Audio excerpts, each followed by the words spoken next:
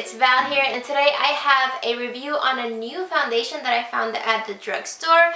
I saw it and it looked so interesting, so I decided to do a review for you guys, and it is the Revlon Nearly Naked Foundation. When I saw this at the drugstore, I immediately thought of the Urban Decay Naked Skin Foundation. I thought it would be a dupe, so I decided to pick it up. I have been testing it for about a week now, so I'm just going to give you my thoughts on it.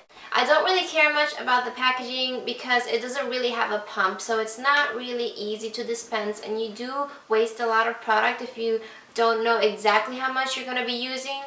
And I would think that Revlon would come up with a foundation with a pump because they usually come up with good foundations. The foundation in itself comes out fairly easy out of the packaging because of the formula, and the cap also seals it fairly tightly, so you can store it on its side and it is not going to spill. But I would have preferred a pump so I wouldn't have to actually waste any of the product. Now, the foundation comes with SPF 20, and this is something that I do enjoy in my everyday foundations because I do want to take care of my skin and protect it from the sun, but it also means that it is not the ideal foundation for photography.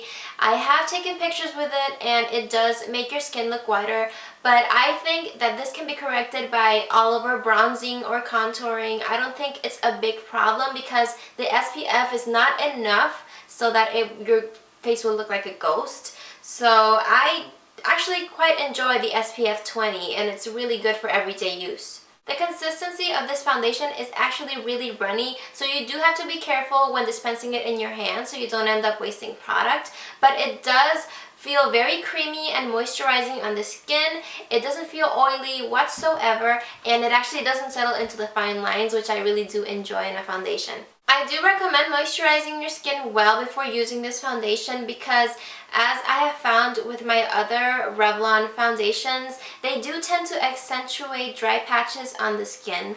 But again, it depends on the application you use. It depends if you use a brush or if you use a damp sponge. Now, the coverage of this foundation is actually debatable because it depends on the method that you use to apply it. Now, I have tried to apply it with my hands. I have tried with a flat top kabuki brush and also with a damp beauty sponge, and applying it with my hands didn't really do much for me at all. It did not blend well into the skin. It sort of like slipped off and it stayed all over my hands. It really didn't give much coverage when applying it with my hands. It just felt like a really runny tinted moisturizer, and it didn't really quite blend into the skin. It sort of sat there. So I don't recommend applying it with your hands. When I used a flat top kabuki brush with it, it actually gave medium coverage and it did blend really well into the skin. You just had to really buff it in with the brush so to get that really flawless look. My favorite way of applying this foundation and any foundation would have to be with a damp beauty sponge. It really does make a world of a difference. This foundation actually applies medium to full coverage with a damp beauty sponge, and it gives you the most flawless natural look that you can achieve. I actually don't use concealer when I use a damp beauty sponge with this foundation, yet if I use my fingers it just looks like a tinted moisturizer. So I guess it depends on the tools that you use. The tool I recommend most with this foundation would be a damp beauty sponge. So my verdict on the coverage of this foundation will all depend on the method that you use to apply it, but I do believe that it is medium to full coverage because it is very buildable and it blends really well into the skin. The finish of it is actually a semi-matte finish, so it really looks gorgeous, flawless, and natural on the skin, which is what I look most for in a foundation. It feels really light and fresh as well. I actually think it feels more like the Chanel Vita Lumiere Aqua foundation. I'm not saying it's a dupe for the Chanel Vita Lumiere Aqua, but it does have a similar feeling of no makeup, but it does give you all the coverage. So it basically feels like a tinted moisturizer, but gives you medium to full coverage, so that is amazing. Now, this foundation doesn't really have any claims that I know of in terms of wear time.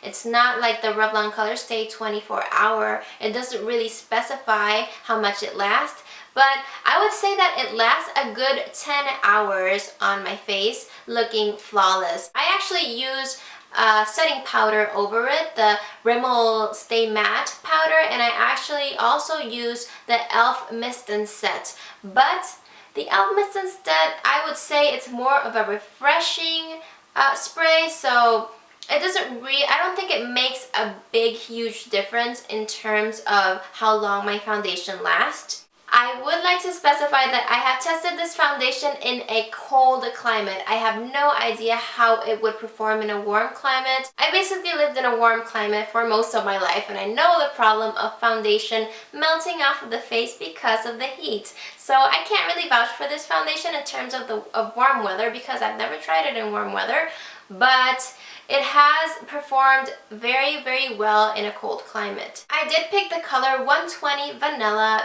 because I am very fair skinned, and this is actually from the warm tones, and I think they did a very good job in dividing it into cool tones and warm tones. Is this foundation a dupe for the Urban Decay Naked Skin? I know a lot of you out there are wondering. I wouldn't say that it is an exact dupe, but it does provide similar coverage and it is similar in consistency. The only thing is that this one actually feels lighter on the skin than the Urban Decay one. I would say the Urban Decay is thicker than this one, and this one has SPF 20, so it is not recommendable for pictures, but it is good for everyday use. So basically my thoughts on this foundation is that it is amazing. I am very impressed by the quality of the product. They did a really great job with the formulation. I think this is a better choice for everyday wear than the Revlon Colorstay because it feels lighter on the skin and you do get that SPF 20 to prevent any damage from the sun. So that will be all for my Revlon Nearly Naked foundation review. I hope you guys enjoyed this video and that you could get a better feel for what this product has to offer. I really do enjoy this and I recommend it 100%. Thank you for watching and I will see you next time. Bye!